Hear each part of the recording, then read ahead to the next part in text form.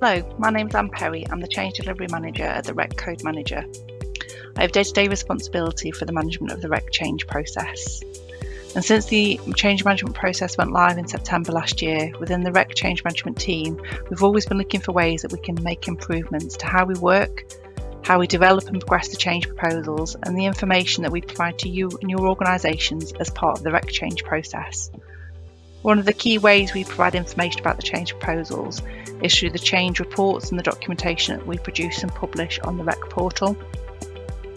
We've listened to feedback we've received and have made some changes to our documentation. The aim of these changes is to remove duplication and make the reports easy to understand and make it clear how the change proposals have developed through the process.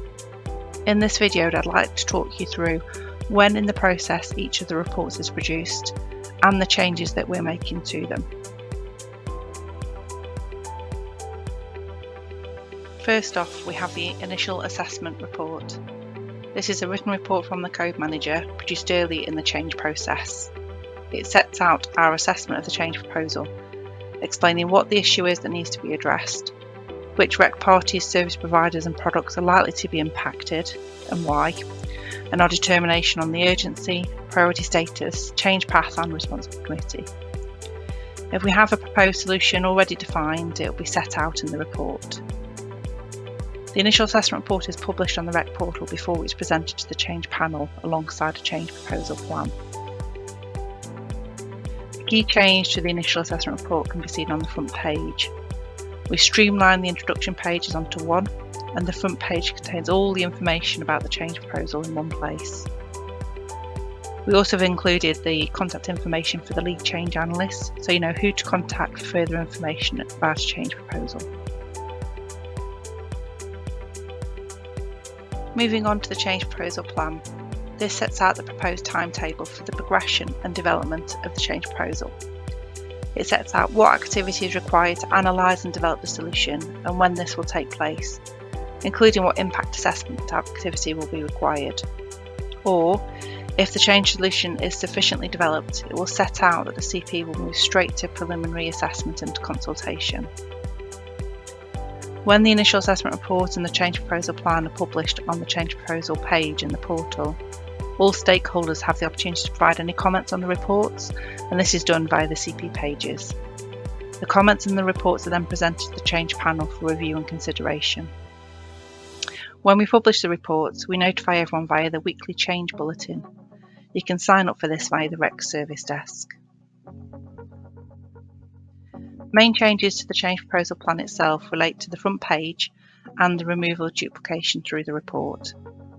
Again, the front page has all the key information on for ease of access, and we've streamlined the sections in the rest of the report to remove any duplication and to make it clearer on what activity will be required and when this will happen.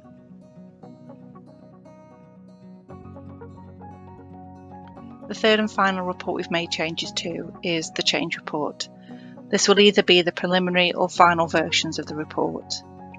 The preliminary change report, known as the PCR, is produced when a change proposal has a fully formed solution that has been sufficiently assessed to allow a decision to be made on whether it should be approved for implementation.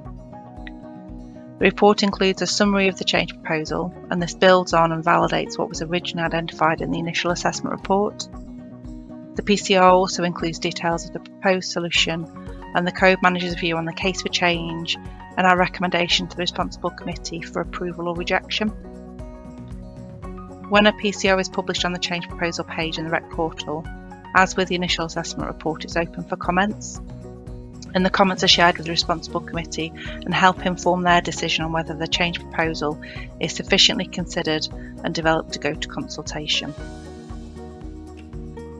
And then after the consultation has been completed, the solution will go through final refinement. This is to address any inaccuracies or to clarify any points raised during the consultation. And the preliminary version of the change report is updated, and this is known as the final change report.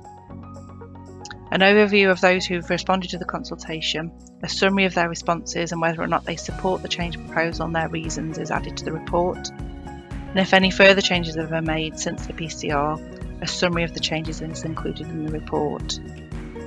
And again, as with the other reports, when an FCR is published, it's open for comments ahead of going to the responsible committee for review. Comments can be submitted on the change proposal page in the portal. And this is the final chance to provide comments on the FCR and whether any outstanding elements need to be clarified or that haven't been addressed following the consultation.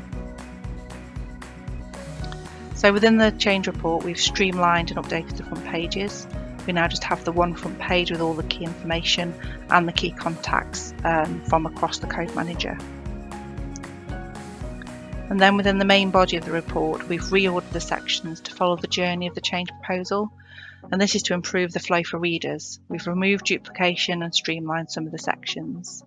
And where possible, we've utilised tables to display information rather to avoid unnecessary descriptive text. This is really for ease of reference, and it's been used where it's appropriate. We've also added in a glossary, and this will help readers to understand the terms and acronyms that have been used throughout the report.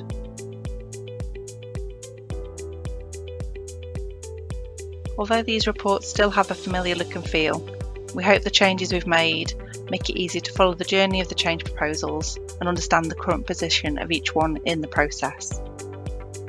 The updated templates are being published on the REC portal on the 2nd of September, and any reports published after the 5th of September will be on the new versions. But you may see the older versions in circulation before we fully transition everything over. You can find the new templates on the change portal from the My Dashboard page under REC Documents and then REC Forms and Templates.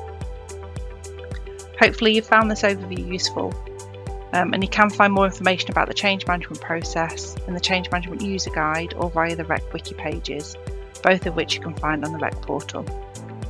And if you have any questions on anything I've talked through today, please contact the REC Service Desk and we'll happily answer any follow-up questions.